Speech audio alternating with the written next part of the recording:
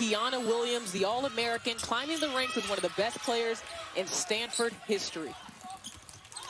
Now taken down by Haley Jones. We take a look at our Capital One starting lineups for the Stanford Cardinal. There's a 3 for them. Man, you guys had a heck of a season. And they're still playing in the WNIT. They will play Rice tomorrow night as they continue there. And Cameron Brink.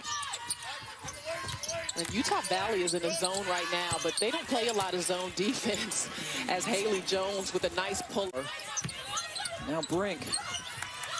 Nice ball movement. Anna Wilson, they don't depend on. Great ball movement there by Stanford, and we've seen them hit that corner 3 a couple of times. The first time it was Cameron Brink, your center, and that time it's Anna Wilson. That's how versatile Utah Valley would get that look because of the size and length of Stanford, but they executed well. Oh, that's a sweet pass from Jones to find Brink. Number 1 overall seed, offensive end, the facilitator, Haley, in the Pac-12 tournament, and got something from everyone. And then another steal. It's Lexi Hall. It's easy for the Cardinal. Some defense to offense here by Lexi Hall.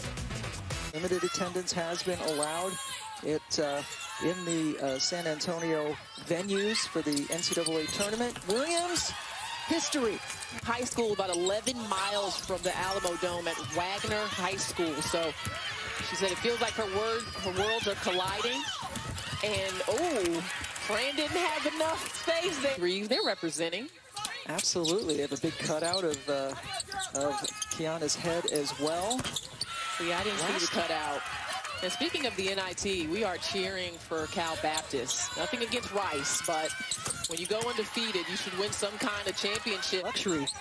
Prechtel was 6'5" coming off the bench. Another 3 knocked down for the Wolverines. Utah Valley got it to go. Levy cross court. Hall. Swish for Lacey. Pac-12 tournament from outside. Here's another one from the corner. That missed everything, but Lacey Hall able to bring it down.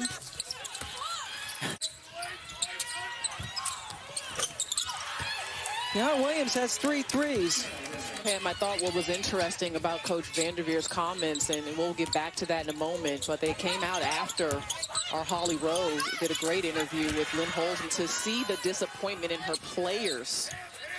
I mean, I can't imagine that as a coach, to know that your players don't feel. There were some logistical differences between Indianapolis, where the men are, and San Antonio.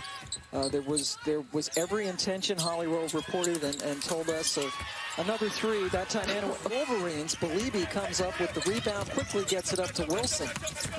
This is Stanford's pace right here. Williams left wide open, passed up the 3 for the 2, and hit it. 15 of 20.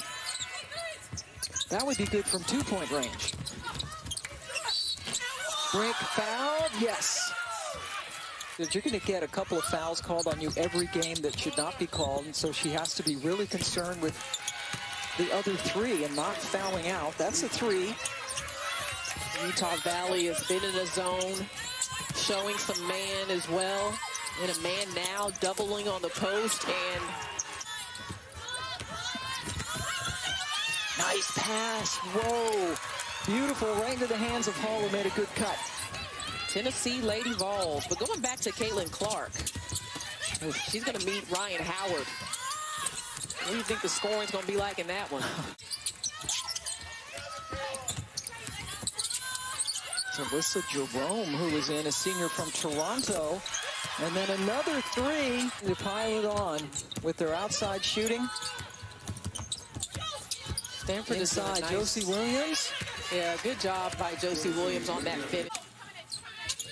Utah Valley coming in 33rd in the nation in scoring defense. There's a foul and count the basket, giving up on average only 57 points per game. Her release is quick, but it's not, the quickest release you've seen. I mean, it takes her a minute to kind of dig and get up, but you got to come out and guard. And that was a long 3. Her 6th of the night. Utah Valley responds with the 3 from the outside. Your team took it on the chin in the first half, but what is the intensity level like? What is the defense like? I like what we're seeing right now from the Wolverines, stepping it up. Coach Judkins gave him more and more responsibilities. Eventually, he became an assistant there. A couple of years ago, actually was on the bench when BYU played Stanford in the NCAA tournament. Brink from the outside. The record, as you see, 18, which was Washington back in 2017. And that would have been during the... See Plum. What a run. I mean, you think about some of the stars we've had in women's basketball in recent years. Sabrina Ionescu, you think about Enrique Agumbawale. Boy, how fun has Maryland been. And with a team that kind of came together at the last minute and showing a lot of surprise. Beautiful pass by Haley Jones. You have several players on your team that are averaging 2 or more assists. Anna Wilson, Kiana Williams, Hull, Jones. Into Colorado and lost to the Buffaloes, who played brilliantly in that game. Lost to them in overtime, then lost to UCLA by 4 in Santa Cruz. Belibi with the block. Utah Valley doing a better job of containing in their switching man. But that's tough to guard. I mean, one bounce and right to the rim. Funny, she's competitive. And I mean, it's just awesome to see what she's built. Not just for Stanford, but the standard of women's basketball. Ankle area, at least. But, I mean, how many players come into the season committing to the defensive end the way that Anna Wilson has? Haley Jones hits a turnaround. Unless something crazy happens here. Beautiful pass and facilitate. Just hold. Stanford plays Oklahoma State. They will face a Natasha Mack. Who, boy, Pam, 27 points today, 15 rebounds against Wake Forest. Beautiful backdoor look. Another nice pass. He has got the wingspan, the strength, the height, the shot blocking ability to really change everything you want to do with your offense. The way she defends Hull with the mid-range jump shot. The way Coach Judkins has run that program over the years. And Utah Valley is in good hands. Oh, I thought Williams got away with the travel, but what a second half. She does such a good job of using her body. And she's deceptively quick. She's got a little bit of quickness to her when she makes her moves down low. Coach Oriema should be back and ready to go by then if that does happen. But that possibility, Pam, is very intriguing. Yeah, we're all looking forward to that possibility. The Mercado region is interesting, too, with NC State is the 1 and Texas A&M is the 2. And I think Rutgers is the sleeper in that region. She had 17 at the half, 5 of 8 from 3 from distance in the first half. And what a homecoming for her.